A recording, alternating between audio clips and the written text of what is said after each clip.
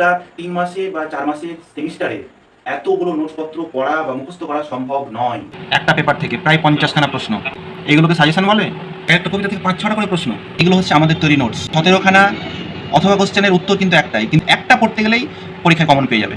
যে একই রকম সাজেশন ভিত্তিক নোটসপত্র প্রত্যেক বছর চালানো হচ্ছে। মানে 2024-এ যে সাজেশনটা দেওয়া হয়েছিল সেটার কপি পেস্ট করা হয়েছে 2025 সালে। তোমরা যেখানে হয়তো টিউশন পড়তে যাচ্ছ সেখানেও আমাদের নোটস লেখাবে, তাই অকারণে সময় নষ্ট না করে সেই সময়টা কোন কম। আপনার নোট থেকে লেখাই বলেই তো এত লক্ষ লক্ষ টাকা খরচ করে দেখুন না কতগুলো বই কিনেছি। এখন যদি পরীক্ষার খাতায় সবার নোটসপত্র একই রকম হয়ে যায় তাহলে তো গড়ে নম্বর বসবে। ইউনিভার্সিটিতে যারা বসে আছে তারা অতটা বোকা নয়, তারা যথেষ্ট দক্ষ। দর্শন মাইনরে কিভাবে ভুলভাল উত্তর দেওয়া হয়, কিভাবে ভুলভাল উত্তর দিয়ে ছাত্রছাত্রীদেরকে বিভ্রান্ত করা হয় সেটা দেখো। এইটা হচ্ছে ওই প্রশ্নের সঠিক উত্তর। এই ভুলভাল উত্তরগুলো লিখে আসার পরে কি ছেলেমেয়েরা 1 নম্বরও পাবে পরীক্ষাতে? এখন যারা অনলাইন বাজারে নোটস পড়ে পরীক্ষা দিচ্ছে, আমি চ্যালেঞ্জ করে বলতে পারি 60%-এর বেশি নম্বর আসবে না। বিশেষ করে আমার স্টুডেন্টরা 70%-এর উপরে নম্বর পায়। একটা টপিকের উপরে আমাদের কাছে 5খানা লেখকের বই থাকে। এই বই থেকে আপনি কপি করছেন নোটসপত্রগুলোকে, তারপরে এটাকে ডবল দামে আপনি বিক্রি করছেন। দেখো কোনো পার্থক্য আছে? একটা লাইনেও একটা শব্দেও কোনো পার্থক্য নেই, সেম টু সেম কপি করা হয়েছে। আপনি কোথা থেকে কপি করছেন, কি কপি করছেন, সমস্তটাই আমাদের হাতের মুঠোয়। কোনো সিকিউরিটি করতে থাকে না এইসব নোটসপত্রে। যে জেরক্সটা কমপক্ষে 5 পেজে জেরক্স হয়ে যাবে, সেটা আপনার পিডিএফ থেকে করতে গেলে অন্তত 50 পেজ জেরক্স করতে হবে। এই সমস্ত অনলাইন হকারদের দ্বারা একেবারে বিভ্রান্ত হবে না। আমার প্রিয় শিক্ষার্থীবৃন্দ, তোমরা সকলে অবগত আছো যে NEP 2020 সিলেবাস অনুযায়ী বিভিন্ন কলেজগুলিতে 2026 শিক্ষাবর্ষে ভর্তির প্রক্রিয়া শুরু হয়ে গিয়েছে। এই ভিডিওটির মাধ্যমে আমি মূলত সেই সমস্ত ছাত্রছাত্রীদেরকে সাবধান করতে চলেছি বা সতর্ক করতে চলেছি যেই সমস্ত ছাত্রছাত্রীরা বিভিন্ন অনলাইন বাজারি নোটের ফাঁদে পড়ে নিজেদের ক্যারিয়ারটাকে নষ্ট করে। গাড়ি নোটস সেখানে বিক্রি হয়। তো সেই সমস্ত হকার নোট বিক্রেতারা আমাদের বা বিভিন্ন প্রফেসরদের ব্যাপারে অনেক কটু মন্তব্য করে থাকে বা অনেক খারাপ কথা বলে। তো আমি এই ভিডিওর মাধ্যমে মূলত সেই সমস্ত হকারদের বা সেই সমস্ত অনলাইন নোট বিক্রেতাদের জবাব দেব।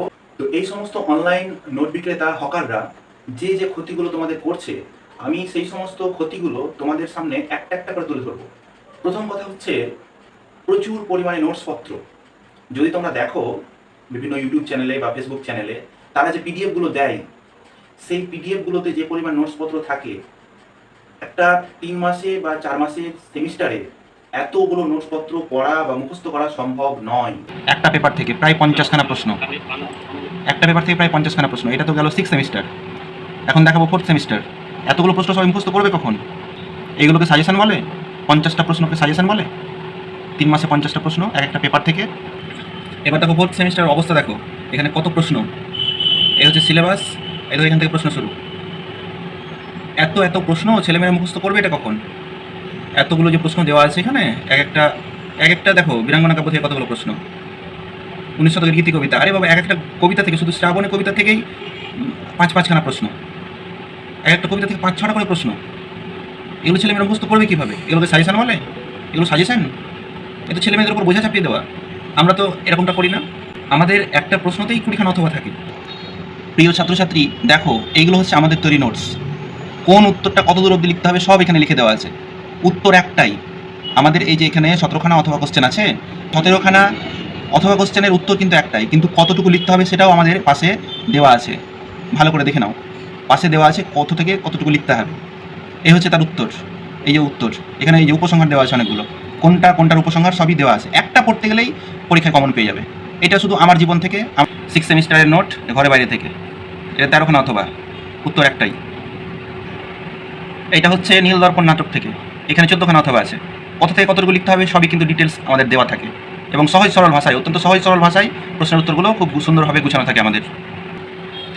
এইটা হচ্ছে মেবার পতন থেকে দেখো কতগুলো অথবা আছে, 12খানা অথবা আছে। এইটা হচ্ছে শাক্ত পদাবলী থেকে 4th সেমিস্টারের নোট।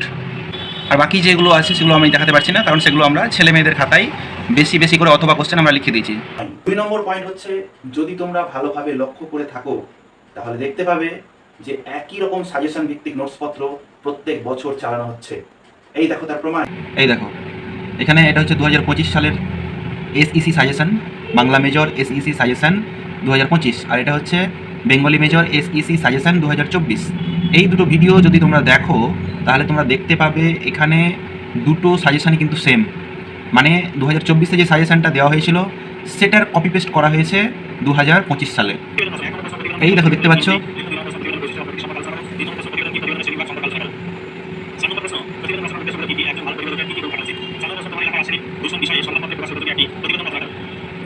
এটা দেখলে তোমরা 2024 সালের সাজেশন।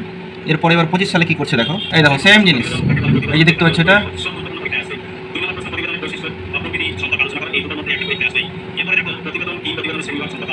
দেখো এটা হচ্ছে 25 সালের সেম সাজেশন। অনুরূপভাবে থার্ড সেমিস্টারে একই রকম সমস্যা, রিপিট কোশ্চেন চলে আসার পরেও সেগুলোকে আবার দিয়েছে সাজেশনে এসইসি পেপারে। সেখানে কি করা হয়েছে না, যে কোশ্চেনগুলো আগের সালে চলে এসছে সেই কোশ্চেনগুলোকেই তিনি সাজেশনে রেখেছেন। সাজেশন তৈরি করার সময় আগের সালের কোশ্চেনকে উনি টোটালি ফলো করেননি। তোমরা দেখলে যে একই নোটসপত্র, একই সাজেশন, সেটা পরস্পর 2 বছর 3 বছর অব্দি রিপিট করা হচ্ছে এই সমস্ত অনলাইন নোট বিক্রেতারা। আবার এই সমস্ত অনলাইন নোট বিক্রেতারা দাবি করছে আমরা, অর্থাৎ টিউশন টিচাররা বা প্রফেসররা, আমরা নাকি ছাত্রছাত্রীদেরকে সেই সমস্ত নোটসপত্র প্রোভাইড করি যে সমস্ত নোটসপত্র আমরা তাদের কাছ থেকে কিনি। তোমরা যেখানে হয়তো টিউশন পড়তে যাচ্ছ সেখানেও আমাদের নোটস লেখাবে, তাই অকারণে সময় নষ্ট না করে সেই সময়টা কোনো কম। আপনার নোট থেকে লেখাই বলেই তো এত লক্ষ লক্ষ টাকা খরচ করে, দেখুন না কতগুলো বই কিনেছি। আপনার নোট থেকে লেখাবো সে কারণে এতগুলো বই কিনেছি, লক্ষ লক্ষ টাকা খরচ করে। টাকার গাছ আছে না আমাদের। তাহলে দাদা কাজ করুন, আপনার যারা ছাত্রছাত্রী আছে আপনার কাছ থেকে যারা নোটসপত্র কিনে নিয়ে পড়ে, আর আমার যারা ছাত্রছাত্রী আছে তাদেরকে এক ঘরে বসিয়ে একটা কম্পিটিশন করিয়ে নিন না। তারপরে দেখা যাবে কত ধানে কত চাল, কার কতটা ট্যালেন্ট, কে কতটা দক্ষ, কার স্কিল কতটা বেশি, সেটা আমরা দেখব। আমি বাংলার টিচার, আর সাহিত্য মানে হচ্ছে মৌলিকতা। এখন যদি পরীক্ষার খাতায় সবার নোটসপত্র একই রকম হয়ে যায় তাহলে তো গড়ে নম্বর বসবে। তাহলে মৌলিকতাটা থাকলো কোথায়? নতুনত্ব, অভিনবত্ব, এই জিনিসগুলো যাবে কোথায়? ছাত্রছাত্রীরা নম্বর পাবে কিভাবে, বেটার করবে কিভাবে, র্যাঙ্ক করবে কিভাবে? একটা সময় এমন আসবে যে এগুলোর আর কোনো ভ্যালুই থাকবে না, সবাই নোটসপত্র কিনে পড়বে, একটা গড়ে একটা 50% নম্বর বসিয়ে দেবে বিশ্ববিদ্যালয়। তখন কি পড়াশোনার কোনো ভ্যালু থাকবে? স্কিলটা কোথায় যাবে? ছেলেমেয়েদের স্কিলটা কোথায় যাবে? শুধু কি গরুর মতো মুখস্থ করে ওখানে উপরে চলে আসবে, না টুকলি নিয়ে যাবে সাথে করে, টুকলি নিয়ে গিয়ে ওখানে যেয়ে উপরে দেবে, দেখে দেখে লিখে আসবে? এটাই কি আপনারা চান? গ্র্যাজুয়েশন মানে কি? গ্র্যাজুয়েশন মানে হচ্ছে মৌলিকতা, নিজে কতটুকু জানো সেই জানার উপর নির্ভর করে পরীক্ষার খাতায় লিখে আসতে হয়। এই সমস্ত বাজারি নোটসপত্রগুলো যে তোমরা মুখস্থ করছো, মুখস্থ করার পরে যে ওখানে যে লিখে আসছো, তোমাদের সবার যে 50% স্টুডেন্টের সবার নোটসপত্র একই রকম হচ্ছে পরীক্ষার খাতায়, এটা কি বিশ্ববিদ্যালয়ের প্রফেসররা দেখতে পান না? ইউনিভার্সিটিতে যারা বসে আছে তারা অতটা বোকা নয়, তারা যথেষ্ট দক্ষ। তারা জানে কোনটা কেনা নোট, কোনটা অনলাইন বাজারি নোট, কোন নোটটা অনলাইন হকারদের কাছ থেকে কেনা, আর কোন নোটটা নিজের বানিয়ে লেখা, সমস্তটাই তারা জানেন। তোমরা একটা কথা মনে রাখো, গ্র্যাজুয়েশন মানে হচ্ছে ব্যতিক্রমতা। আর এই যে এই সমস্ত বাজারি নোটে এত পরিমাণ যে বানান ভুল থাকে, এত পরিমাণ যে এটা এডিট করতে গিয়ে বানান ভুল করে, এত পরিমাণ যে বানান ভুল থাকে, এক্ষেত্রে ছাত্রছাত্রীরা যদি কোনো টিউশন না পড়ে বা কোনো স্যারের যদি শরণাপন্ন না হয়, স্যারের যদি সহচর্য লাভ না করে, তাহলে সেই স্টুডেন্টটা কিভাবে তারা বুঝবে যে কোন বানানটা সঠিক এবং কোন বানানটা ভুল? তাদের এই শিক্ষাটা দেবে কে? তাছাড়া দর্শন সাবজেক্টে, দর্শন ও বাংলায়, বিশেষ করে দর্শন সাবজেক্টে তো প্রচুর বানান ভুল, এবং সেখানে এমন প্রশ্নের উত্তর ভুলভাল লেখানো হয় যে চাইছে একরকম প্রশ্ন, উত্তর লেখা আছে অন্যরকম ভাবে। তো একরকম ভাবে প্রশ্ন চাইছে আর অন্যরকম ভাবে ভুলভাল উত্তর দেওয়া আছে, সেই উত্তর দেখে সেই উত্তর পড়ে কি তাকে নম্বর দেবে বিশ্ববিদ্যালয়ের স্যারেরা? দর্শন মাইনরে কিভাবে ভুলভাল উত্তর দেওয়া হয়, কিভাবে ভুলভাল উত্তর দিয়ে ছাত্রছাত্রীদেরকে বিভ্রান্ত করা হয় সেটা দেখো। এই দেখো, এটা হচ্ছে প্রশ্নটা কি বলেছে, জ্ঞান কি, জ্ঞানের প্রকারভেদ সম্পর্কে আলোচনা করো। এখানে পণ্ডিত মশাই কি করেছেন না, জ্ঞানের সংজ্ঞা দেওয়ার পরে জ্ঞানের প্রকারভেদ করেছেন। দেখো, এই দেখো, সামান্য বাক্য, বিশেষ বাক্য, ব্যক্তি বিষয়ক বাক্য, এইগুলো হচ্ছে জ্ঞানের প্রকারভেদ। এইটা একেবারেই ভুল উত্তর দেওয়া আছে এখানে। সঠিক উত্তর কোনটা সেটা আমি তোমাদেরকে দেখাবো। দেখো, এইটা হচ্ছে জ্ঞানের প্রকারভেদ। এইখানে সমস্ত জ্ঞানের প্রকারভেদগুলো আলোচনা করা আছে। অভিজ্ঞতালব্ধ জ্ঞান, অভিজ্ঞতা নিরপেক্ষ জ্ঞান, বর্ণনামূলক জ্ঞান। এইটা হচ্ছে ওই প্রশ্নের সঠিক উত্তর। সবসময় ভুলভাল উত্তর দিলে চলবে না, সঠিক উত্তরটা ছেলেমেয়েদেরকে শেখাতে হবে। এই ভুলভাল উত্তরগুলো লেখা আসার পরে কি ছেলেমেয়েরা 1 নম্বরও পাবে পরীক্ষাতে? তাছাড়াও বিভিন্ন দর্শনের যে নোটগুলো আছে সেগুলো চ্যাটজিপিটি থেকে লেখানো, এবং চ্যাটজিপিটি থেকে লেখাতে গিয়ে, চ্যাটজিপিটির সাহায্য নিতে গিয়ে এই সমস্ত অনলাইন হকাররা কি করেছে না, এই সমস্ত অনলাইন হকাররা করেছে যে নোটের 12টা বাজিয়ে রেখে দিয়েছে, যে প্রশ্নের যেটা উত্তর নয় সেই প্রশ্নের সেখানে উত্তর বসিয়ে রেখে দিয়েছে ভুলভাল প্রম্পট ইউজ করে। এই সমস্ত অনলাইন হকারদের আরও একটা ক্ষতিকর দিক হচ্ছে, এরা অনলাইনে আসে, এরা বিভিন্ন ইউটিউব চ্যানেলগুলোতে ভিডিও আপলোড করে, ফেসবুকে ভিডিও আপলোড করে এবং চিল্লাচিল্লি করে হকারের মতো, সময় নষ্ট করবে না, টিউশনে গিয়ে সময় নষ্ট করবে না। তাহলে এতদিন কি হলো? এতদিন যে আমাদের যে বাবা দাদুরা বা আমাদের যারা মাস্টারমশাই, আমাদের যারা প্রফেসর, যারা কষ্ট করে টিউশন গিয়েছে, রোদে পড়তে স্কুল গিয়েছে, কলেজ গিয়েছে, ক্লাস করেছে, তারা কি বোকা? তারা কি এতটাই বোকা ছিল? তারা কি চাকরি পায়নি? তাদের মেধা আর এখনকার যারা অনলাইন বাজারে নোটস করে যারা রেজাল্ট করছে, যারা পাস করছে, তাদের মেধা কি এক? কোনোদিনও নয়। এখন যারা অনলাইন বাজারে নোটস পড়ে পরীক্ষা দিচ্ছে, আমি চ্যালেঞ্জ করে বলতে পারি 60%-এর বেশি নম্বর আসবে না। আমাদের বিশেষ করে আমার স্টুডেন্টরা 70%-এর ওপর নম্বর পায়, 75%-এর ওপর নম্বর পায়, কিন্তু এই সমস্ত বাজারি নোটসে 60% নম্বর জুটছে না ছেলে মেয়েদের। আমরা ভুক্তভোগী, আমরা পড়াচ্ছি দীর্ঘদিন ধরে, আমরা জানি। আপনি বলেন যে আপনাদের নোটস একেবারে অথেন্টিক, আপনারা কোথা থেকে কপি করেন না, একেবারে জেনুইন সোর্স আপনাদের, আপনারাই নোটসপত্র তৈরি করেন বা তৈরি করান বিভিন্ন বিশ্ববিদ্যালয়ের ছাত্রছাত্রীদের দিয়ে। আমি প্রশাসনের দৃষ্টি আকর্ষণ করব, আপনারা কিভাবে স্টুডেন্টদের বোকা বানান আমরা সেটা ভালোভাবে জানি দাদা। কারণ আপনি যেখান থেকে কপি করেন, আপনি বা আপনারা যে বইগুলো থেকে কপি করেন সে বইগুলো আমাদের কাছে অলরেডি মজুদ আছে। আপনার মতো বা আপনাদের মতো একটা বই থেকে কপি পেস্ট করে রাখি না আমরা, আমাদের কাছে বিভিন্ন রকম বইপত্র আছে। একটা টপিকের উপরে আমাদের কাছে 5খানা লেখকের বই থাকে, কোনো কোনো ক্ষেত্রে তারও বেশি। আমি দৃষ্টি আকর্ষণ করব, NEP 4th semester Bangla major, এছাড়াও আরও অন্যান্য মেজর আছে, 5th সেমিস্টার আছে, 6th সেমিস্টার আছে, সেদিকে আমি যাচ্ছি না। ওদিকে গেলে আপনার পুরো যে মুখোশ আছে সেটা খুলে যাবে, উন্মোচন হয়ে যাবে। এই যে 4th সেমিস্টার এই বইটা 300 থেকে 350 টাকা দাম, কিন্তু এই বই থেকে কপি করে, এই যে দেখুন এই বইটা হচ্ছে প্রণব কর্মকারের লেখা বই, প্রণব কর্মকারের লেখা কাব্য প্রদীপিকা। এই বই থেকে আপনি নোটস কপি করে, এই বইয়ে দুটো পেপারই আছে, এনইপি 4th সেমিস্টার বাংলা মেজরের দুটো পেপারই রয়েছে এই বইটাতে, বিভিন্ন নোটসপত্র আছে, অতটা উন্নত মানের নয়। তো যাই হোক না কেন, এই বই থেকে আপনি কপি করছেন নোটসপত্রগুলোকে, তারপরে এটাকে ডবল দামে আপনি বিক্রি করছেন। দুটো পেপার একসাথে আছে, আপনি একটা একটা পেপারের জন্য 250 টাকা করে নিচ্ছেন ছেলেমেয়েদের কাছ থেকে, অথচ আপনি এখান থেকে কপি করছেন। সেম নোটস আপনার দেখাতে পারবো আমি এই বই থেকে। তো এই যে তোমরা দেখতে পাচ্ছ এখানে যে সাজেশন ভিত্তিক প্রশ্ন উত্তর দেওয়া আছে, এইগুলো আসলে কোথা থেকে নকল করছে দেখো, ভালো করে দেখে রাখো। এখানে মহাকাব্যের সংজ্ঞা, বৈশিষ্ট্য, এরপরে আমি দেখাবো যেগুলো কোথা থেকে আসলে নকল করছে। চলো প্রথমে মহাকাব্যটা দেখি। দেখো কোনো পার্থক্য আছে? এই হচ্ছে সেই বই, এই হচ্ছে মহাকাব্যের সংজ্ঞা, মহাকাব্যের সংজ্ঞা। বৈশিষ্ট্যগুলো একটা একটা করে দেখো, একটা লাইনেও একটা শব্দেও কোনো পার্থক্য নেই, সেম টু সেম কপি করা হয়েছে। এছাড়াও আরও বিভিন্ন সেমিস্টার দেখাতে গেলে দেখানো যাবে, প্রত্যেক সেমিস্টারে এভাবে আমি দেখাতে পারবো। আপনি কোথা থেকে কপি করছেন, কী কপি করছেন, সমস্তটাই আমাদের হাতের মুঠোয়। আমরা এমনি এমনি পড়াশোনা করিনি, আমরা ঘাস খেয়ে পড়াশোনা করিনি, আমরা ঘাসে মুখ দিয়ে চলি না।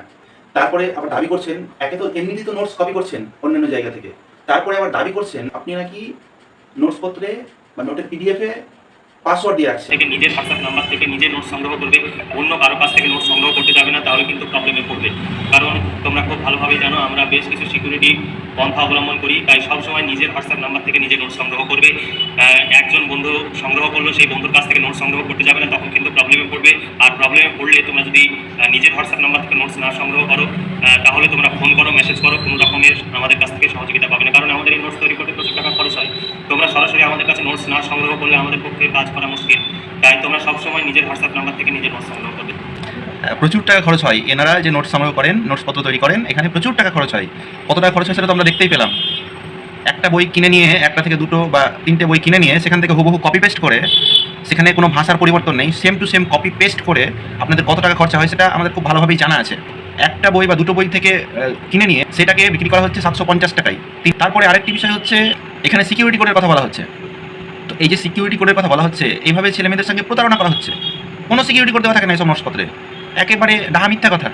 প্রবলেমে পড়বে ছেলেমেয়েরা, কি প্রবলেমে পড়বে? কি এমন নোটসপত্র দেন আপনারা, কি এমন জাতের নোটসপত্র দেন যে ছেলেমেয়েরা এগুলো না পেলে একদম বিভ্রান্ত হয়ে যাবে, একদম মানে জাত অবস্থা হয়ে যাবে ছেলেমেয়েদের? কেন বিভ্রান্ত করেন এসব ভুলভাল তথ্য দিয়ে? কিসের সিকিউরিটি কোড? আপনি নিজেই তো কপি পেস্ট করছেন, আপনি তো নিজেই টুকলি করছেন। টুকলি করার পরে আবার ছেলেমেয়েদের বলছেন যে বন্ধুদের কাছ থেকে নোট সংগ্রহ না করতে। কি এমন নোটস? ছেলেমেয়েরা দরকার হলে বই কিনবে। আপনি যে বই থেকে কপি পেস্ট করছেন সে বইটা তো ছেলেমেয়েরা ডাইরেক্ট কিনে নিতে পারে, একটা বই সমস্ত পেপার পেয়ে যাবে, 300 থেকে 350 টাকার মতো খরচ হবে তাদের, কোনো কোনো বই আবার 250 টাকার মধ্যে পেয়ে যাবে। তো সেখান থেকে তো নোটসপত্র সংগ্রহ করতে পারবে। অহেতুক আপনাদের হোয়াটসঅ্যাপ থেকে নোট সংগ্রহ করার কী দরকার? এক্সট্রা আবার জেরক্স খরচ লাগবে, যে জেরক্সটা কমপক্ষে 5 পেজে জেরক্স হয়ে যাবে, সেটা আপনার পিডিএফ থেকে করতে গেলে অন্তত 50 পেজ জেরক্স করতে হবে। তো এমনিতে জেরক্স খরচ, তার উপরে আবার এই ডবল দাম, ডবল দাম। ছেলেমেয়েদের অনুরোধ করবো, তোমরা যদি টিউশন না পড়ো, মার্কেট থেকে মানে বই সংগ্রহ করো, সেগুলো থেকে পড়াশোনা করো। এই সমস্ত অনলাইন হকারদের কাছ থেকে নোট সংগ্রহ করবে না। এত মিথ্যে কথা কেন? আপনাদের কাছ থেকে নোট সংগ্রহ করতে হবে মানে? আমরা লক্ষ লক্ষ টাকা খরচ করে এমনি এমনি এতগুলো বই কিনেছি? আমরা কি ঘাস খেয়ে পড়াশোনা করেছি? ঘাসে মুখ দিয়ে পড়াশোনা করেছি আমরা? আবারও বলি, এই সমস্ত অনলাইন হকারদের দ্বারা একেবারে বিভ্রান্ত হবে না। কারণ এই সমস্ত নোটসপত্রের যদি তোমরা পাল্লাই পড়ো, তাহলে তোমরা কী পড়ছো না পড়ছো কিচ্ছু বুঝতে পারবে না। না বানান ভুল বুঝতে পারবে, না কোনো প্রশ্নের উত্তর বুঝতে পারবে, না কিছু বুঝতে পারবে। আমরা এক একটা প্রশ্নের ক্ষেত্রে 20খানা করে অথবা প্রশ্ন রাখি এবং নোটসপত্র খুবই অল্প সংখ্যক দিয়ে থাকি, খুবই অল্প সংখ্যক নোটসপত্র আমরা প্রোভাইড করি, যেখানে এই সমস্ত অনলাইন হকাররা এক একটা পেপারের জন্য 50খানা অবধি নোটসপত্র সাজেশনে দিয়ে থাকে। আমরা সেক্ষেত্রে 20খানা নোটসপত্র এক একটা পেপারের ক্ষেত্রে প্রোভাইড করি এবং তারপরেও সাজেশন থাকে আমাদের। তাই তোমাদের প্রতি অনুরোধ, আদেশ, অ্যাডভাইস যাই বলো না কেন, এই সমস্ত অনলাইন নোট বিক্রেতাদের দ্বারা তোমরা বিভ্রান্ত হবে না এবং কাউকে বিভ্রান্ত করবে না। সকলকে অনেক অনেক ধন্যবাদ। সকলের সঙ্গে থাকুন, আমরাও আপনাদের সঙ্গে আছি সবসময়।